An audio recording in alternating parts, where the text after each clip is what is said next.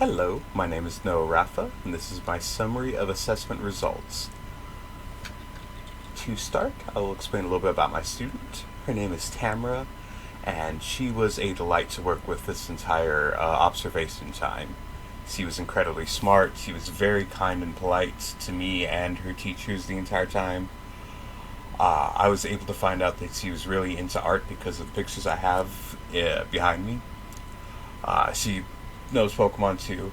I was able to learn that she really does like art, including digital art, where she has a drawing tablet that she likes to use.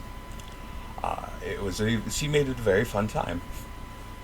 Alright, the first assessment that I did with her was the Wiley Belvin's Phonological Awareness Assessment. The purpose of that assessment is to gauge a student's phonological awareness by checking their ability to segment words, rhyme words, and manipulate phonemes based on words spoken to them. As you can see, she has either mastered or has come close to mastering most of these sections. Oral segmentation, she did have some trouble, and as we go on with assessments, I can also see that more and more. Her worst and first mistake was with rhyming. She was visibly anxious when rhyming words, and an assessment that an activity I looked up that might be able to get her some extra practice in that would be the matching rhyme time activity.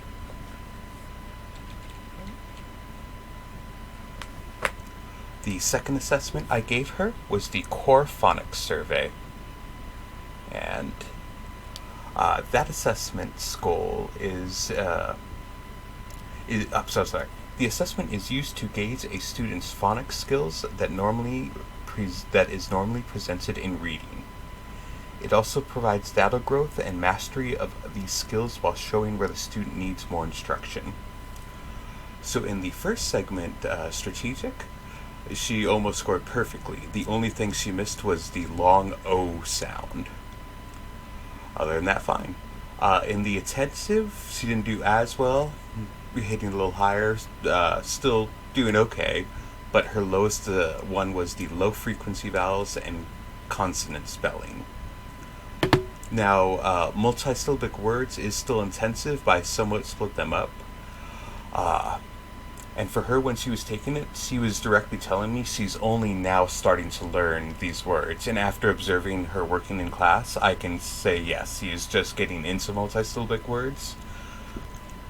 An activity that could help with the low frequency vowels and correspondent spelling would be the vowel sound shorting sheet or shorting flashcards. Also, when it comes to reading and decoding, a mixed letter worksheet could get her extra practice in that. Also, when it comes to multisyllabic words, an activity that could help with that would be a multi-syllable word separation sheet, where each word is separated by syllable, or one where the student has combined them, or one where the student sees the word and tries to separate it by syllable. Right, next slide. Assessment. The third assessment that I gave to Tamara was the core fluency assessment. Based off this, all of the data and her median words were 71. That put her at the 85th percentile, which means that she reads as good or better than 85% of the other first grade students who have taken that test.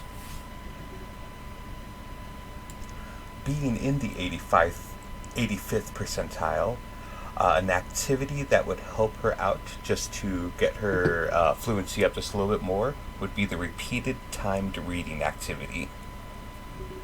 And after 3 assessments at this point, I was able to tell that she could use practice in still decoding.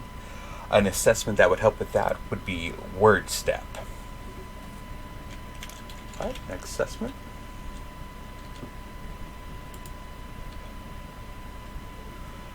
The fourth assessment that I gave her was the qualitative spelling inventory. And I chose the elementary spelling inventory because she is in first grade. I have the data all represented right here, and as she first starts going out, she's doing great. She's getting everything except for digraphs, of course. It has to do segmenting, uh, putting words together. This data does correlate with her other assessments as I'm going through it.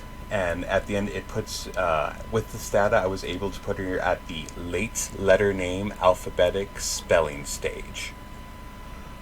Here are her totals. And for additional practice, data practice would be, an activity I found would be digraph delight to help her with her work with digraphs.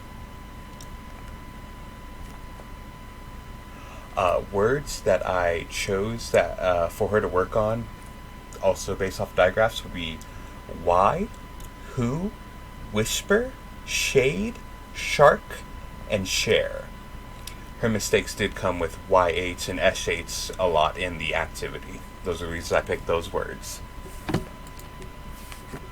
The last activity I did with Tamara was the writing assessment synthesis. To start, I started with the prompt. What was a time that you felt happy? And I started asking her questions about if she's ever traveled before. If she said no, so I thought, oh, maybe closer. I was like, have you been to the park? And as soon as I said park, her eyes lit up. I asked her, hey, let's do a brainstorm to figure it out. Think of some ideas about the story. When she then asked me, hey, can I draw a picture to warm up and think about it? I said yes. I was very happy about that. This is the picture that she drew. This is the jungle gym. These are the slides coming out, sky and sun. And she was able to do this very quickly, just a couple minutes. After that, she said she was ready. At the same time, I wrote a story about a time I went to the park with some friends also. When she started, I told her she had a half hour, but she only took about 10 minutes or so. After she was done, I tried to ask her, is there anything else you can add from the picture or anything else you can think of? She told me no. Oh, I'm so sorry. I did not mention. At this point, this is all online. All of the assessments are done online, including this one, where she had to do it at a weird spot in her classroom. Here is the information on her grading rubric. For organization and purpose, the reason I gave her a 3 out of 4 was because she, typical first grade student, can incorporate 2 sequenced events in a story. She was able to do that, not without putting an end, unfortunately, which is why she did not get the full score. When it comes to development and elaboration, an NWS says a typical first grade student should be able to focus on a topic, respond to questions and suggestions. And the reason I gave her a 3 out of 4 was she was able to respond to the topic, but as she was creating her story and she's come to the end, I asked her if there was anything else she could add, gave her some suggestions. She didn't want to add any more, and it was kind of just the bare minimum. On the conventions, the reason I gave her a 1 out of 2 was because she was able to structure these sentences well, but not all the words were spelled correctly, and some of the punctuations were in the wrong place.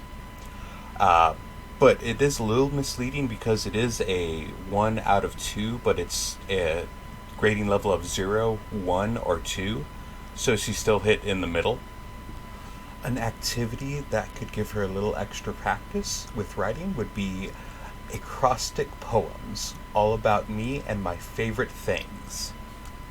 All right, thank you very much, and you have a very good day.